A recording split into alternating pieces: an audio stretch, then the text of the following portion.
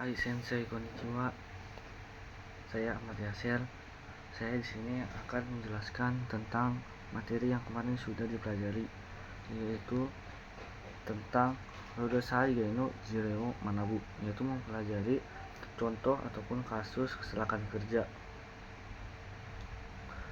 Jadi di dalam industri pengolahan makanan itu penting bagi pekerja yang tidak terampil untuk mengembangkan kemampuan identifikasi bahaya guna mencegahnya kecelakaan di tempat kerja.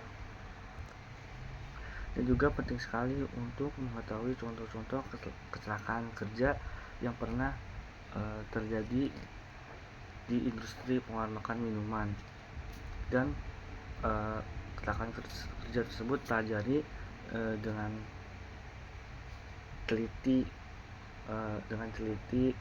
juga contoh kasus kerja yang diperkenalkan oleh perusahaan, dan juga bekerja dengan hati-hati agar diri sendiri itu tidak menjadi penyebab atau mengalami kecelakaan kerja tersebut. Dan dalam kasus kecelakaan kerja ini dibagi dua, yaitu ada Saigaino, Radasai Gaino, Jireo Shiru, yaitu mengetahui contoh kecelakaan kerja di dalam perusahaan ataupun juga Saigeno Rodosai-Gaino Jireo Manabu, yaitu mempelajari kasus kecelakaan kerja di luar perusahaan. Yang dimaksud dari mengetahui kasus kecelakaan kerja yang di dalam perusahaan itu adalah kasus kecelakaan kerja di dalam perusahaan itu adalah merupakan salah satu contoh yang familiar dan juga wakariasui, mudah dipahami oleh orang-orang yang mengerjakan hal yang sama dan juga fasilitasnya yang sama. Dan yang dimaksud oleh yang kedua, yaitu yang dimaksud oleh mempelajari kasus kecelakaan kerja di luar perusahaan itu adalah contoh kecelakaan kerja di luar perusahaan dan juga dapat diperkenalkan sekalipun lokasinya berbeda, itu ada kemungkinan terjadi bahaya yang serupa.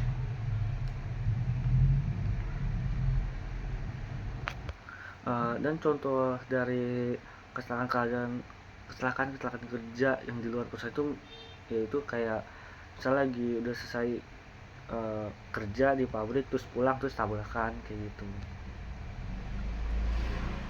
Dan juga ada juga Hiyari Hato Katsudoni Sangka Shimas, yaitu mengikuti aktivitas nyaris celaka.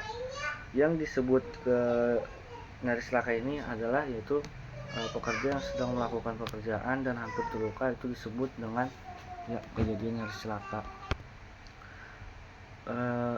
Dan juga disebutkan untuk mencapainya satu kecelakaan besar, itu yang mulanya itu pasti 29 kecelakaan kecil atau cedera ringan karena disebabkan yang sama, serta 300 kejadian nyaris celaka yang tidak mengakibatkan cedera ataupun kecelakaan. Hal itu disebut dengan Heinrich no Hosoku, yaitu hukum Heinrich. Dengan menggunakan hukum tersebut itu semakin sedikit kejadian nyaris celakanya juga semakin kecil kemungkinan terjadi kecelakaan yang besar. Jadi misal di pabrik itu misalnya ada kecelakaan tapi itu tidak sempat membuat luka, itu yang 300. Yang 29 itu yang udah terluka sedikit kayak gitu. Dan juga setiap orang itu harus melaporkan kejadian nyaris celaka yang mereka alami dan juga mencatatnya dan membagikan kepada seluruh rekan kerja dan juga penanggung jawab di pabrik agar semua orang mengidentifikasi penyebab kejadian nyaris celaka dan memikirkannya secara bersama agar kejadian tersebut itu tidak terjadi lagi, dan juga memperbaiki lingkungan pabrik. hal yang terpentingnya itu adalah menceritakan sebanyak mungkin kejadian nyaris celaka yang dialami. Laporkan meskipun itu hal kecil, jangan anggap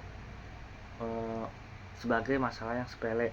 Ikuti kegiatan pencegahan nyaris celaka ini dengan niat membuat pabrik dan area kerja itu lebih aman, dengan cara banyak berbagi kejadian nyaris celaka. Yang terakhir adalah Ikeng Yuchi Kumre. Ini Sangkasimas, yaitu mengikuti atau berpartisipasi dalam latihan prediksi bahaya. Latihan prediksi bahaya ini adalah pelatihan yang membantu karyawan menyadari di mana jenis bahaya apa yang akan terjadi di tempat kerja tanpa harus pernah mengalami kejadian tersebut, nyaris celaka tersebut. Pertama, sebelum memulai pekerjaan ataupun mempelajari tugas baru itu pikirkan bahaya apa saja yang mungkin itu tersembunyi di yang mungkin tersembunyi itu di tempat kerja. Selanjutnya juga berlatih untuk mengembangkan kemampuan berpikir tentang bagaimana mencegah terjadinya kecelakaan-kecelakaan tersebut yang disebabkan oleh bahaya-bahaya tersebut juga.